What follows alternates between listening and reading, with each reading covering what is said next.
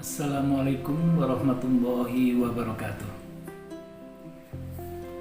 Buku ini berjudul Tokoh-tokoh Ilmuwan Muslim. Buku ini adalah buku karya saya yang membahas tentang tokoh-tokoh ilmuwan kalangan Muslim yang ternyata jumlahnya sangat banyak dan memiliki kontribusi yang positif terhadap pengembangan dunia sains dan ilmu modern. Tokoh-tokoh ilmuwan Muslim.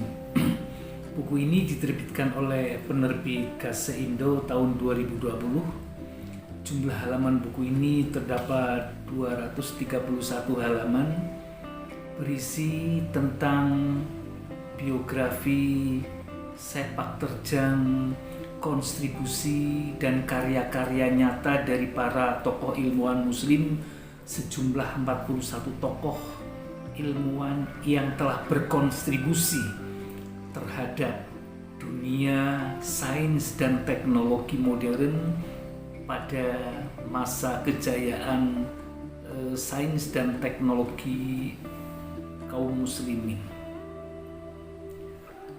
Kaum muslimin sebenarnya cukup banyak yang telah berkontribusi sebagai peletak dasar pengembangan sains dan teknologi modern saat-saat ini.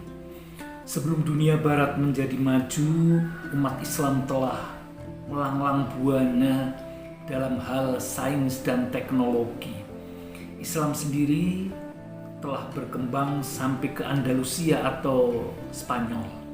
Di sana Islam mengembangkan dunia ilmu pengetahuan tidak hanya di Eropa saja.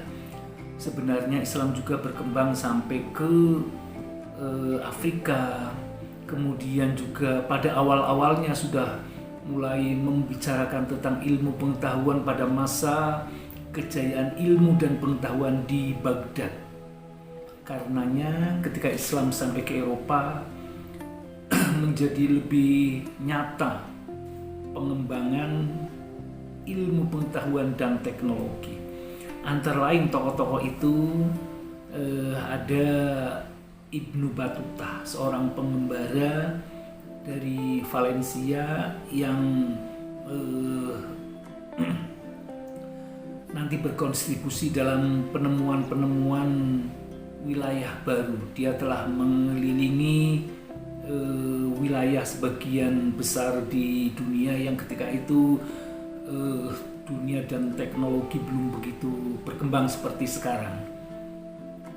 Dia menulis buku Rihlah Ibnu Battuta yang kemudian diterjemahkan menjadi Travels of Ibnu Battuta. Kemudian ada Ibnu Rushd, seorang tokoh dalam bidang kedokteran, filsafat, sekaligus dia adalah tokoh ahli fikih atau ulama fikih. Dalam hal kedokteran, dia menulis buku berjudul Al-Kulliyah fit Tibb, kuliah dalam ilmu kedokteran. Karena profesinya juga seorang dokter, tetapi juga dia adalah seorang filosof. Dia menulis buku Tuhafatul Falasifah yang merupakan bantahan atau sanggahan kritik terhadap pemikiran filsafatnya Imam Al-Ghazali. Dia membuka tabir kebebasan berpikir, mengkritik pendapatnya filsafatnya Imam Al-Ghazali, dan kemudian membukakan wawasan berpikir tentang kebebasan berpikir.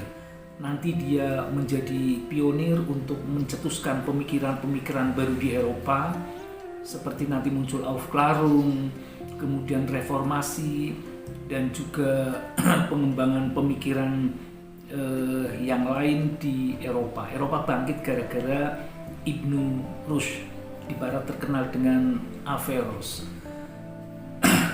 Kemudian dia juga sebagai seorang ahli fikih karena dia menulis buku Bidayatul Mujtahid, yaitu dalam bidang ilmu fikih lintas mazhab. Ini berarti dia sangat menguasai dalam bidang fikih. Bahkan sampai sekarang buku Bidayatul Mujtahid itu menjadi literatur bagi mahasiswa Fakultas syariah yang mengkaji tentang fikih lintas mazhab. Kemudian ada tokoh lagi seperti Ibnu Sina. Dia terkenal sebagai seorang ahli dalam bidang pengobatan dan kedokteran. Bukunya yang sangat terkenal adalah Al-Qanun fi Tibb, Canon of Medicine, menjadi literatur wajib bagi mahasiswa Fakultas Kedokteran selama beberapa abad di Eropa. Buku itu diterjemahkan ke dalam bahasa-bahasa Eropa dan kemudian menjadi literatur wajib bagi mahasiswa Fakultas Kedokteran. Hebatnya orang Islam, tokoh-tokoh ilmuwan muslim di masa-masa dulu kala. Kemudian ada Al-Biruni, ahli astronomi, kemudian ada Al-Mas'udi, ahli geografi, dan tokoh-tokoh lain. Bahkan di dunia modern saat ini ada muncul ahli fisika dari kalangan kaum muslimin, yaitu Profesor Abdus Salam dalam bidang fisika.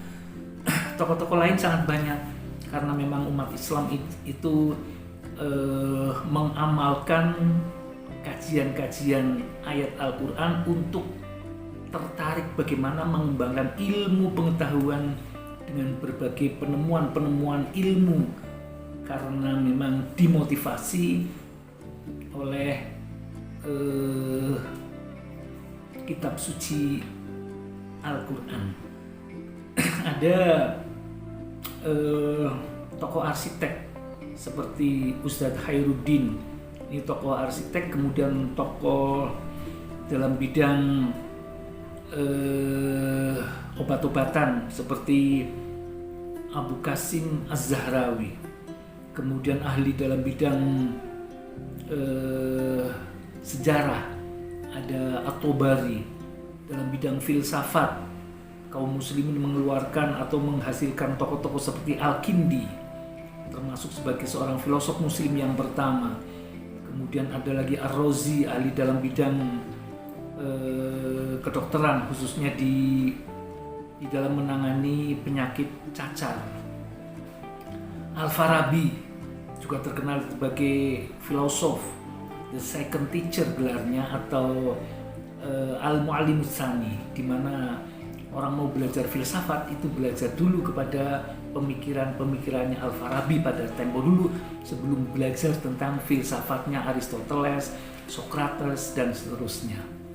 Umat Islam telah membicarakan berbagai ilmu pengetahuan yang sangat berguna bagi pengembangan sains dan teknologi saat ini.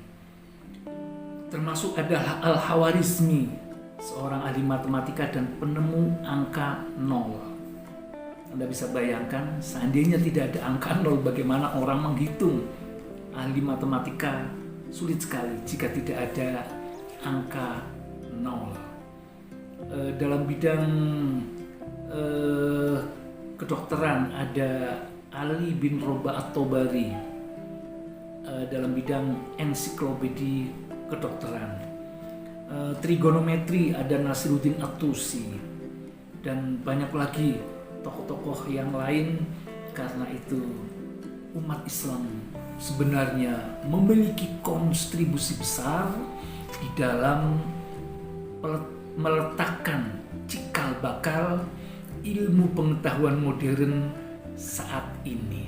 Sebelum dunia barat menjadi maju, mereka sebenarnya telah mempelajari ilmu pengetahuan yang peletak dasarnya adalah tokoh-tokoh ilmuwan dari kalangan kaum muslimin. Oleh karena itu, kita perlu membaca tokoh-tokoh ilmuwan muslim seberapa jauh kontribusinya, dan untuk kemudian dijadikan pemacu bagi kita untuk membangkitkan kembali kesemangatan kita untuk mempelajari ilmu pengetahuan, untuk kemudian memberikan kontribusi yang nyata terhadap pengetahuan, teknologi maupun ilmu pada masa-masa sekarang ini. Mudah-mudahan buku ini bermanfaat bagi para pembacanya. Terima kasih Assalamualaikum warahmatullahi wabarakatuh.